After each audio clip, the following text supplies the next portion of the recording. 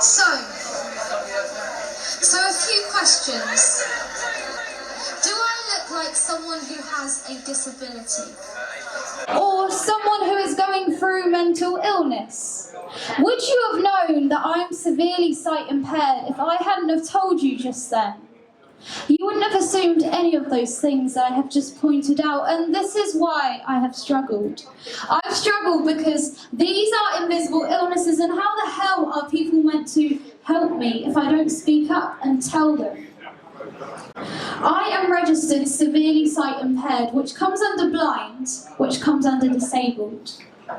My eyes are very sensitive to light.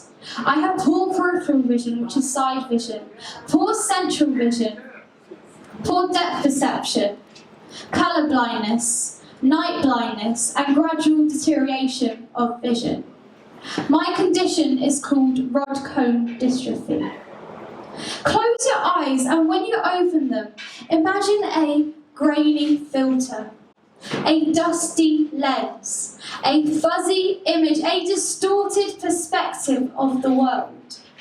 Imagine seeing every particle of the world move like a billion ants have suddenly taken over every grain of rock that lays on the ground beneath you. Imagine looking up at your best friend who you can't recognise anymore because their facial features have moulded into different shapes. Their eyebrows are their mouth. Their mouth is on their cheek. Their nose is gone and they now look like a monster to you. Imagine crossing the road where cars are disappearing in and out of your vision. When do I cross? When do I go? I guess I'll just follow the person in front of me and then I'll be safe, right? But will there always be someone in front of me? Imagine seeing flashing lights and shadows and silhouettes at night when my brain can't distinguish between light and dark. But these shadows and silhouettes aren't ghosts as I see, they're just human beings, but they seem to scare me. Imagine living with a condition that no one has heard of. I was about 5 years old when a family member started noticing that I had problems with my vision because I kept tripping over things and bumping into things, but I don't remember that time. I was about 9 years old when people finally took me seriously and I got diagnosed with Cone Dystrophy. I don't remember that time either. But I sure remember the times after that 11 when I got hit by a bright red car because I could not see out of my peripheral vision that the car was there. 11 when the doctor told me that I'd go blind by 25 years old, and the times after that, 13 when I got diagnosed with depression, and 18 when I got diagnosed with severe depression and severe anxiety. Why? Why do we suffer alone? Alone when we need others the most. Alone because our invisible illnesses have already made life 100 times harder. 100 times more isolated and 100 times more abnormal. We're scared to speak up because there's a small chance that society might not accept how you feel inside, especially with the stigma surrounding the taboo subject of mental illness. But no, society cannot tell you what's right and what's wrong. What's right is that you should speak up because you have every right to speak up. Speak up because you shouldn't be ashamed or scared, because your invisible illnesses, your experiences, your traumas are a part of who you are today. Speak up because you have a right to be heard and you want to be heard. I know you want to be heard because I've always wanted to be heard and I know how it feels. Yes. When the doctor told me that I'd go blind by 25, I was 11. And all I remember is a vague scene of me running outside of the professor's room and screaming and crying, and that's all I remember from that day. They apologised 4 months later in a letter stating that it was a false statement, but why? Why don't I believe them? Maybe it's because I've lost a large chunk out of my left eye. Maybe it's because I believe that there's a chance of losing sight by 25. I know it's a scary thing to step forward and talk about your invisible illnesses. Believe it or not, I was that person once. I was so scared that I'd drive myself myself into panic attacks. There was this one time where I had collapsed to the floor. I could not feel my body at all. My right arm felt completely paralysed.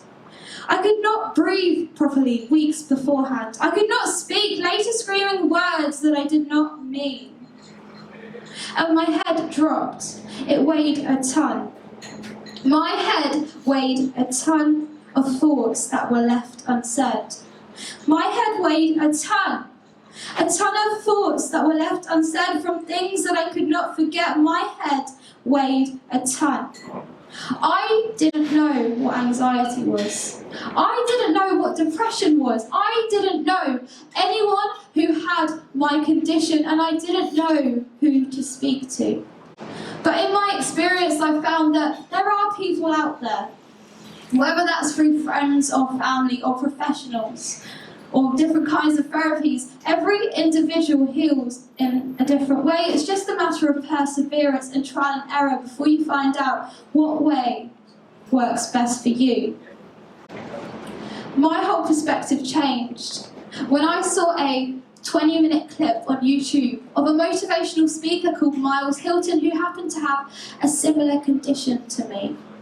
He went completely blind at 20, and for 30 years after that, he let his circumstance limit him from achieving his dreams. His dream was to be a pilot. He wanted to be a pilot, and there's footage of him flying across half the world with a co-pilot. There's footage of him skiing and racing cars and doing all these crazy things that you would not think that a blind person could do. This gave me hope, because I was so hopeless at this time. I was so hopeless about my future if I were to lose sight by 25. I was so hopeless that I didn't think that there would be light after dark. But researching about other people's stories and that shared similar conditions to mine, I could see that they were more than capable of achieving their dreams no matter what. And this gave me hope. It inspired me. It inspired me to take a step forward and accept my condition. It inspired me to take a step forward and talk about invisible illnesses and raise awareness for invisible illnesses. I hope that this speech has inspired you in some way and has made you realise how important it is to speak about invisible illnesses and how important it is to raise awareness for invisible illnesses. I hope that you can turn every negative thing into a positive thing like I have done, as I take my condition for inspiration to keep moving forward. And I hope that you can see, like I have done, that there is light after dark. Thank you.